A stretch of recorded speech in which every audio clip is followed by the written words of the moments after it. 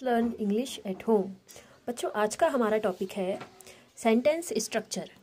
Sentence structure का अर्थ है कि एक बेसिक इंग्लिश सेंटेंस कैसे बना होता है।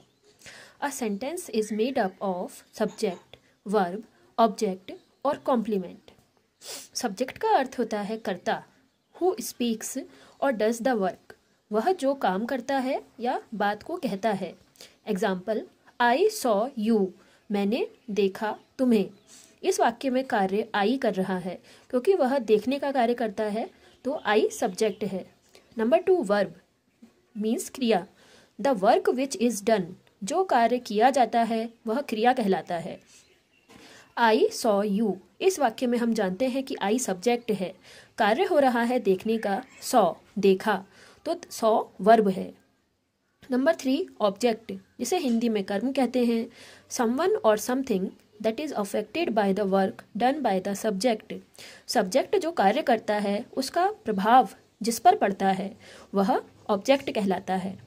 आई सॉ यू, हम जानते हैं कि आई सब्जेक्ट है, देखने का कार्य कर रहा है आई, सॉ कार्य किया जा रहा है, और आई किसे देखा है, आई ने किसे देखा, यू, आई ने यू को देखा, तो यू के ऊपर सॉ कार्य का प्रभाव पड़ा जो कि आई ने किया, तो यू ऑब्जेक्ट है। अब आता है नंबर 4, कॉम्प्लीमेंट। कॉम्प्लीमेंट कभी तो ऑब्जेक्ट को रिप्लेस करता है और कभी कभी कॉम्प्लीमेंट ऑब्जेक्ट को कंप्लीट करता है। विच कंप्लीट्स द वर्ब और ऑब्जेक्ट, कभी तो ये वर्ब को कंप्लीट करता है और कभी ये ऑब्जेक्ट को कंप्लीट करता है। एग्जाम्पल, आई सॉ, मैंने देखा, clearly.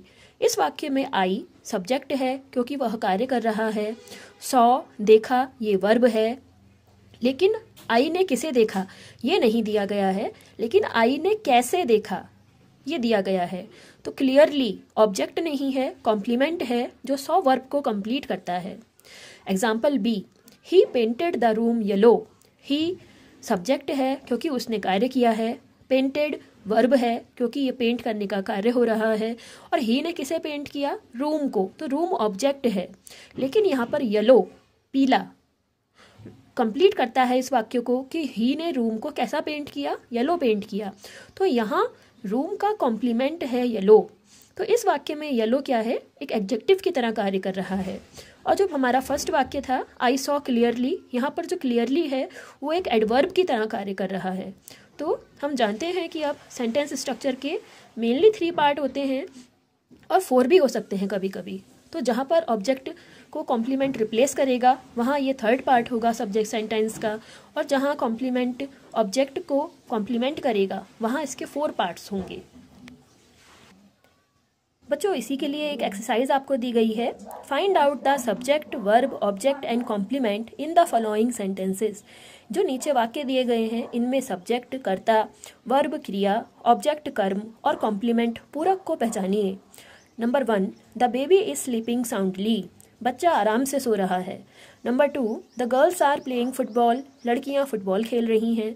Number 3, the rose has a sweet smell, गुलाब की स्मेल खुशबू मीठी होती है। Mister Dev is our neighbour, mister Dev हमारे पड़ोसी हैं। नंबर 5, हिंदू सेलिब्रेट दिवाली, हिंदू दिवाली मनाते हैं। नंबर 6, कौटिल्य रोट अर्थशास्त्र, कौटिल्य ने अर्थशास्त्र लिखा। Number 7, Mrs Agarwal teachers us English, Mrs Agarwal हमें इंग्लिश पढ़ाती हैं। Number 8, we found the house empty, हमने घर को खाली पाया।